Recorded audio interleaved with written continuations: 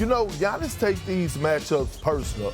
Downhill, little quick Euro, showing his court vision, making guys around him better. The passion. 3 times. Well, and then a turnover there by James Harden. And Drew Holiday could have gone all the way with this, but no, he chose to give it to the showman, Giannis Antetokounmpo, for the slam on that one. And then Giannis going to work once again, dishing it out. What a find to Brook Lopez. Even Brook can't help but smile on that one a little bit.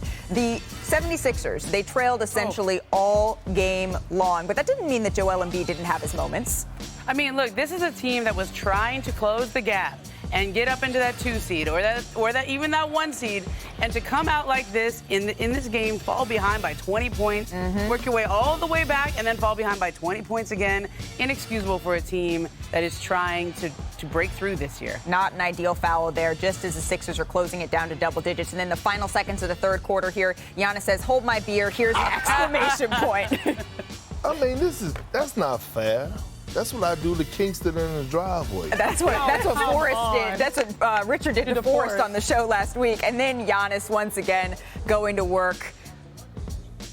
Bucks win. Let's take a listen to Mike Budenholzer on the MVP conversation.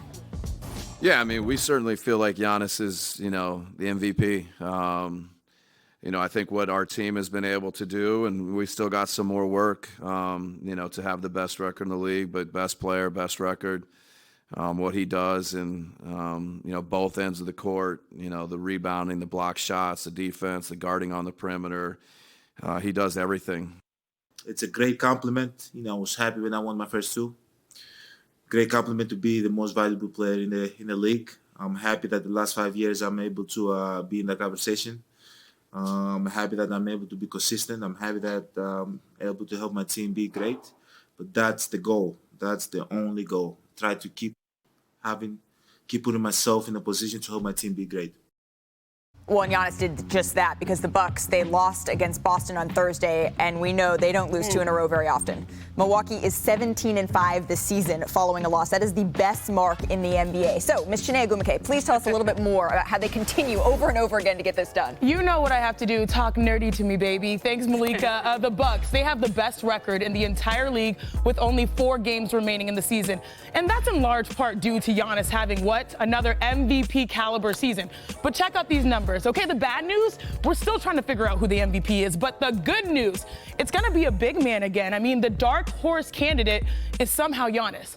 He has 24 games with 30 and 10 on 50% shooting from the field in the NBA this season, the most in the league. Now, as you can see here, the second most goes to Joel Embiid with 20. And by the way, I know a lot of people still have Jokic as a favorite. He's not too far behind with 18 of such games. And it's the evolution for Giannis of his game that has really impressed me the most. So roll me my tape producer, Jaren, baby. Here we go.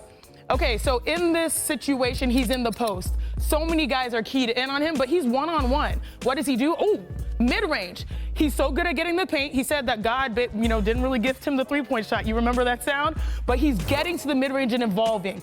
Again, this is another situation. Now, James Harden is in this defensive point of view.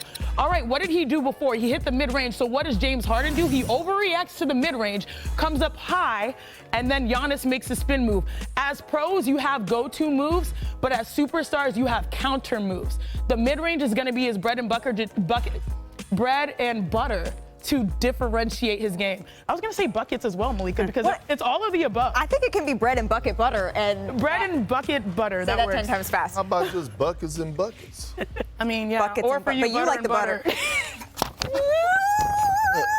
All right, let's keep it pushing. Giannis and the Bucks, they made a statement last night, Perk, and I heard you on First Take this morning. Your MVP vote has been swayed. What happened in that game that did that for you? Oh, it's penciled in, and it's not what happened in that particular game last night. It's what's been happening over the last 2 weeks. And when I look at it, I'm looking at Joel not playing in Denver against Jokic, not giving him his lick back. And I don't know if, how serious the calf strain or injury is with Jokic, but he hasn't been playing. But I know one person who's been available and who's been playing, Giannis. And he's playing with a purpose. He's playing like a guy that has something to prove that haven't accomplished anything. And when I see him come out night in and night out, averaging a career-high 31 points, fifth in the league in scoring in 32 minutes, third in rebounding. Like, I can't do nothing but praise him for this. And on top of that, his team has the best record in the league.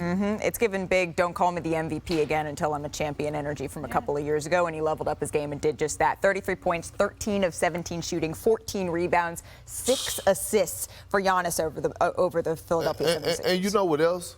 Listening to his interview after the game, he actually cares. Like, I want somebody that care about wanting to win the MVP. I don't want people who go downplay the award and say, "Oh, it don't matter. We don't really care." No, he actually cared, and he should. I think it's fair to say Joel Embiid also I think cares. he cares definitely too, but cares. he's also been burned by carrying the last 2 That's years, right. falling second to Jokic. Right, and right now, the 76ers, they've dropped 5 of their last 8, so they only have 4 games left to play here. What does that mean? How do we put that into context? I mean, if you look at, they were trying to get up into that second seed or the first seed because of that's home court advantage, and you know what happens. They already have a history with Boston. They have a tough matchup there. They're pretty much locked into the third seed now, and James Harden has been injured. Joel Embiid has been injured. That calf injury is not a joke. He has really been managing that. And you would think with 4 games left and they're pretty much locked into the 4 seed, into the 3 seed, this would be the time to rest a little bit, to get your stars healthy.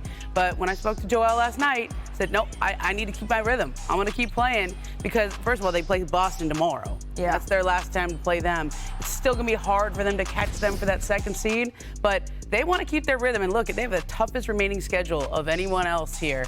These 4 games are tough games coming up, but Joel Embiid wants to keep playing. James Harden may rest a little bit with that Achilles. Well, they're 3 games back of the Celtics for that 2 seed in the East, but we know something about the 76ers, the Milwaukee Bucks, the Boston Celtics. All of them are hoping that they're the last man standing, that they are the champions this year. I said you had 36 points on Sunday, as I mentioned. That definitely bolsters your case for all-NBA here. What's the one part of your game that you want voters to take a little bit of a closer look at that maybe is underrated and hasn't been appreciated enough? No, I think for me, like just my playmaking ability, like I obviously like being having a lot of eyes on you, and you know, just me trying to make sure that I make the right plays every single time down the floor. I think, you know, my defense, and just being out there every single night, like just the longevity and you know, every night, no matter, you know, play 40 minutes or not, you know, I'm in there every single day, and I just want to go out there, hoop, play basketball, have my team win, and yeah, I think, like, you know, playmaking and just being that person every single night. We know All-NBA has major implications across the board, including financially. And in the new collective bargaining agreement, all NBA teams, they're going to be positionless. It's no longer, okay, you have to get in at this position or that, and votes are going to be split. What are your thoughts on that? Yeah, I mean, I really don't have any thoughts. I think it's great. Obviously, like, it's just picking, you know, the best players in the NBA, no matter the position. And I feel like, yeah, like that would be good. It'd be fun, something different. And yeah, I'm excited for that. All right. Well, your nickname is Spicy P, so I want a spicy answer to this one. Make your case. Why should you be part of the All-NBA team? I think that, again, all season long, I've been able to just do what, you know, good players do consistently. You know, like the numbers speak for themselves. But I just think that in and out every single day, you know, obviously leading the league in minutes and you know, I pride myself in just coming every single day, doing my job and working hard, and I think that matters. And you know, obviously, like, doing everything that I can to help my teammates win and be in a position to be successful. So yeah, I think that's why. I think that what you mentioned about minutes, especially as we continue to talk about load management and players that are available or not, that absolutely is something that should be taken into consideration. I don't know if that was spicy, but I like it. Let's talk a little bit about. I don't know how to get, you know. You don't like spicy food. I'm still on a mission to get you to try some of that. I was waiting for that. Every time you come on the show, Pascal, you know how this works. Let's talk about Nick Nurse before you go. He said that he was going to take a few weeks after the season, see where he's at, see what the future holds for him as a coach of this group. I know you were focused on the now. I know you were focused on this postseason. But what do you hope happens in terms of coaching for the future and for next season specifically? Yeah, again, I think for me that's a question above my pay grade, and I have no idea what's going to happen. And like you said, we focus on the season, wanting to finish strong and give ourselves the best opportunity to be in the playoffs and also have maybe win some series in the playoffs. So I think that's kind of like our focus and the whole coaching and everything. That'll be a Masai and Bobby question.